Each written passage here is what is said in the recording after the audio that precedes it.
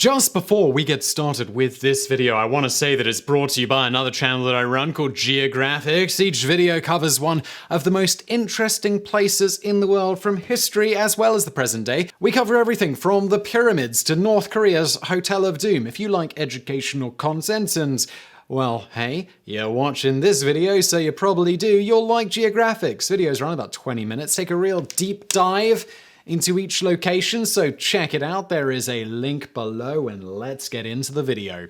In the past, we've taken a look at some of the most horrifying discoveries ever made by archaeologists, but now we examine the opposite side of that same coin. These next finds were either fraudulent or simply wrong, and they caused quite a bit of embarrassment, leaving people who supposedly knew what they were doing with a bit of egg on their face. Let's do it. Number 10. The Runamo Runes. As far back as the 12th century, there were mentions from Scandinavian scholars about Runamo, a dike in Sweden which was said to contain a runic inscription carved by Vikings into the rock. However, even back then it was established that the so-called runes were too worn down and no longer legible, therefore their content seemed destined to remain a mystery. For hundreds of years, the Runamo runes were left ignored, but there was a renewed interest in them during the 18th and 19th centuries. Scholars wanted to inspect the carvings once again, hoping they might see something that their ancestors missed. One of these scholars was Finnur Magnusson, an Icelandic archaeologist who taught at the University of Copenhagen. Back then, he was considered one of the leading European experts on Old Norse literature and runes. Therefore, in 1834, he convinced the Royal Danish Academy of Sciences and Letters to fund a research expedition to study these runes. Afterwards, Magnusson made the boldest proclamation. He had deciphered the runes. He claimed they were a poem praising King Harald Wartooth for his bravery at the Battle of Bravalla. Magnusson's interpretation was accepted and heralded all throughout Europe as a triumph of antiquarianism and the restoration of a glorious part of history. A couple of years later, though, preeminent Swedish chemist Jöns Jacob Berzelius decided to inspect the inscription for himself, and he arrived at a shocking conclusion. The carvings were not a rune at all. They were actually just natural cracks and fissures in the rock. Magnusson's reputation, well, it never recovered from the scandal. Number 9.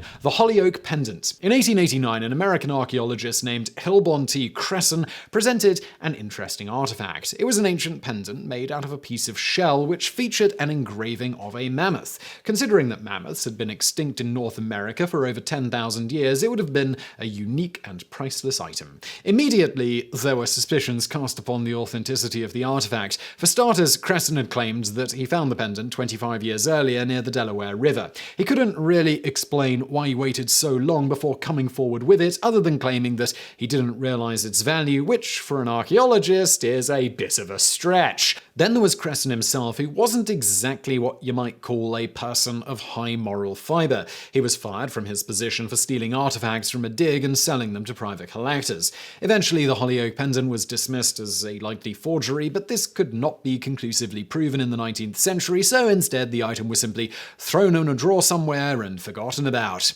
Now, this should have been the end of the Holly Oak Pendant, but it drew renewed interest during the 1970s and was even featured on the cover of the May 1976 issue of Science. For some reason, people started thinking that it could be genuine again.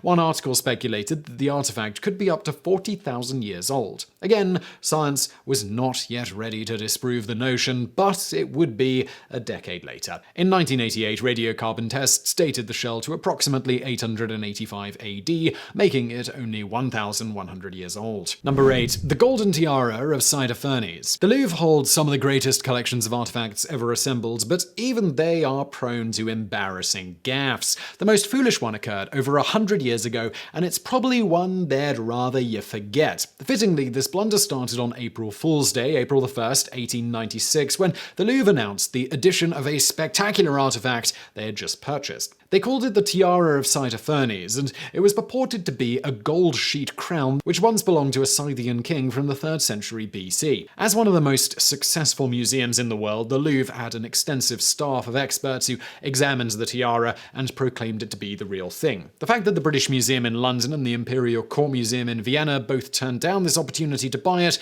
did not raise any red flags for the Louvre, who paid 200,000 francs for the crown. As you might expect, the tiara was a a fake. Almost immediately, outside experts raised suspicions. One of the first was a German professor named Adolf Furtwängler, but the Louvre doubled down on their position and even accused critics like Furtwängler of spite and xenophobia against the French. For 6 long years, the museum stubbornly refused to admit defeat. Eventually, word of the scandal reached Odessa. Specifically, it reached Israel Romanowski, the man who actually made the forgery. He came forward saying that he was commissioned to manufacture the item as a gift for an archaeologist friend and never knew it would be presented as genuine. Finally, the Louvre admitted their mistake. Number 7. The Calaveras Skull. Josiah Whitney was one of the greatest American geologists in history. He taught geology at Harvard University and served as chief of the California Geological Survey. Mount Whitney, the tallest mountain in the contiguous United States, is named in his honor, as is Whitney Glacier. All of that being said, Whitney was not an anthropologist or an archaeologist. Therefore, when he came upon an ancient hominin skull, he probably should have asked for a more informed opinion. He didn't, though. When Whitney was given a skull, which allegedly was discovered by miners under a layer of lava 130 feet below ground, he became convinced that it was genuine. Dubbed the Calaveras Skull, Whitney first presented it to the world on July the 18th, 1866.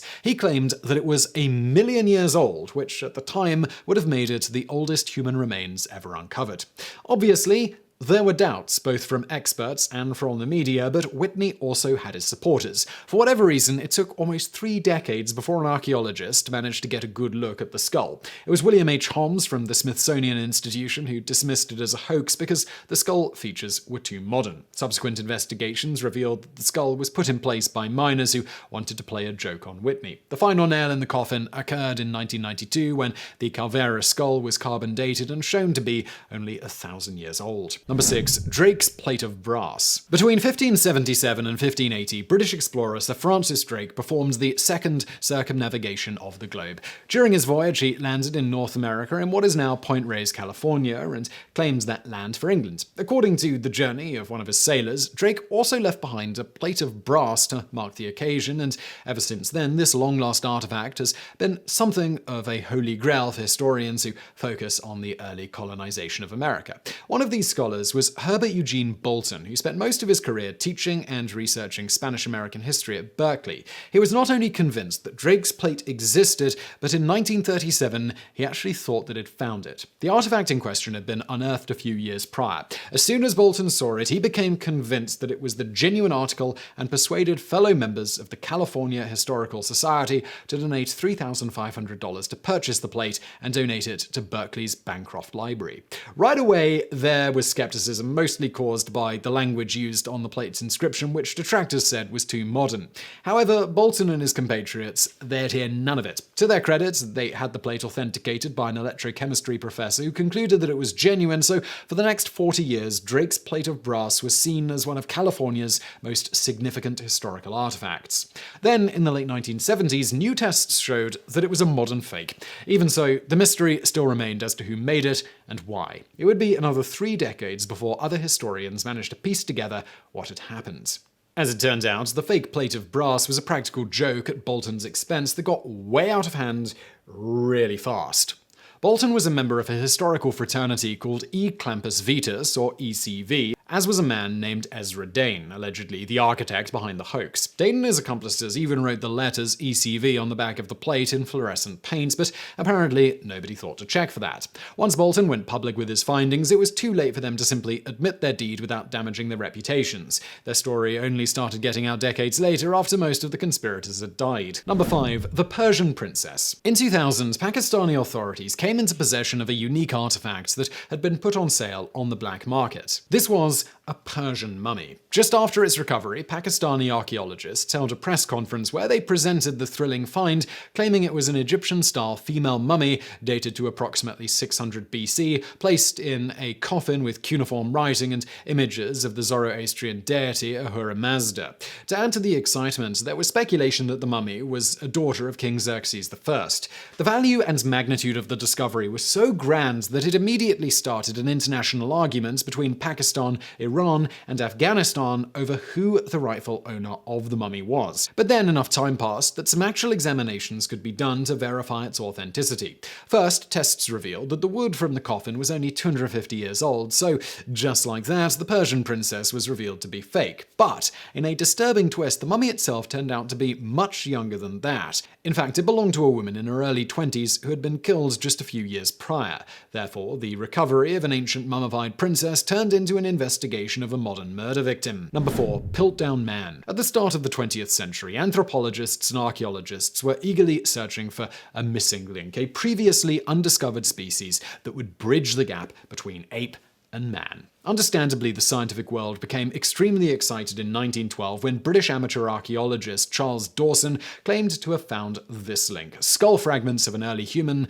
dubbed Piltdown Man. Dawson enlisted the help of a preeminent paleontologist named Arthur Smith Woodward, who helped reconstruct the skull. They then presented their findings to their peers at the Geological Society of London, proclaiming that the fossils belonged to a human ancestor from 500,000 years ago, which they named Eoanthropus dawsoni, or Dawson's Dawn Man. Over the following decades, Piltdown Man lost some of its luster because scientists kept discovering fossils from other ancient humans. However, it wasn't until 40 years later, in 1953, that Piltdown Man was actually proven to be a fake made by carefully combining bones from humans and apes. It was a severe black eye for the scientific world and still serves as a warning about the fallibility of archaeology even now, 100 years later. As to the culprit behind the hoax, their identity still remains a mystery, although recent research into the topic suggests that it was Charles Dawson himself who orchestrated the deception. Number 3. The Sarcophagus of Tarragona. This semi-obscure archaeological bunkum is somewhat unique as it fooled people once, then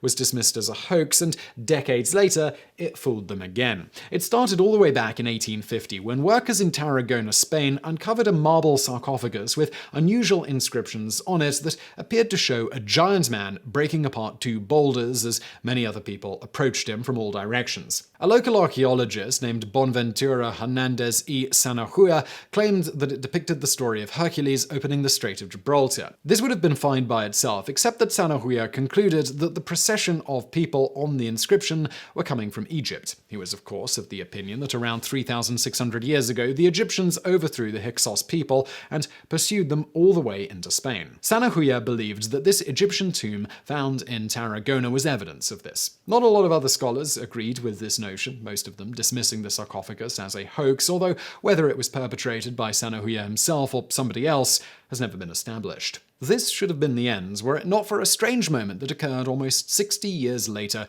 courtesy of American archaeologist Arthur Frothingham, co-founder of the American Journal of Archaeology. In a 1916 issue, he talked about Phoenician iconography and used a fragment from the images on the sarcophagus. He was seemingly unaware of its true origins, as he dubbed it the Phoenician tablet of Tarragona and presented it as genuine. It wasn't until 5 years later that a French historian named Pierre Paris spotted his gaffe and once again dismissed the sarcophagus as a parody of Egyptian art. Number 2. The Piltdown Bird. This is a reminder that archaeological mistakes done out of haste or inexperience are not a thing of the past. Back in 1999, the National Geographic Society made a bold proclamation about a newly discovered feathered species found in China. They had elusive access to this prehistoric fossil, and after weeks of tests, they named it Archaeoraptor lianingenesis, a supposed link between dinosaurs and birds. Presented in National Geographic, the senior editor wrote, "Its long arms and small body scream bird. Its long, stiff tail screams dinosaur." Just a few weeks later, the magazine had to publish an embarrassing retraction, admitting that the animal was a fake. One of the largest scientific organizations in the world had been duped by a few Chinese farmers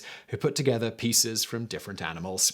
Retroactively, the creature became known as the Piltdown Bird, as the situation reminded everyone of the fossil forgery from a century before. Number 1. Nebraska Man. Finally, we take a look at a case similar to that of Piltdown Man, except this one took place in the United States of America. In 1917, a rancher from Nebraska named Harold Cook found an old tooth which appeared human. 5 years later, he sent it to Henry Fairfield Osborn, president of the American Museum of Natural History and one of the country's leading paleontologists. After examination, Osborn proclaimed it to be a hominin tooth which belonged to the newly named Hesperiopithecus haroldcooki, the first anthropoid ape discovered in North America. Because that name was a bit long-winded, the new species became known as Nebraska Man in 1922. Since it had been identified from a single tooth, there were doubts in the scientific community right from the outset. In just a few years, continued digs at the site found other parts of the skeleton and confirmed that the tooth did not, in fact, belong to any kind of hominin. It actually came from an extinct species of a pig-like mammal called a peccary.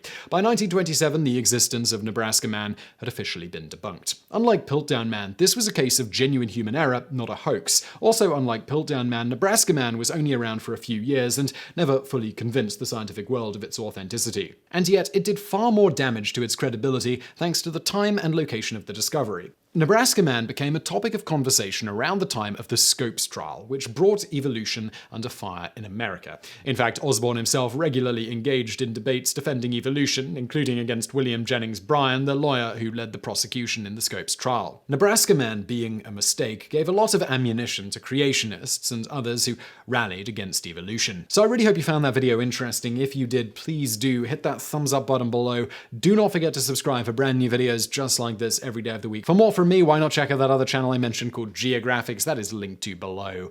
And thank you for watching.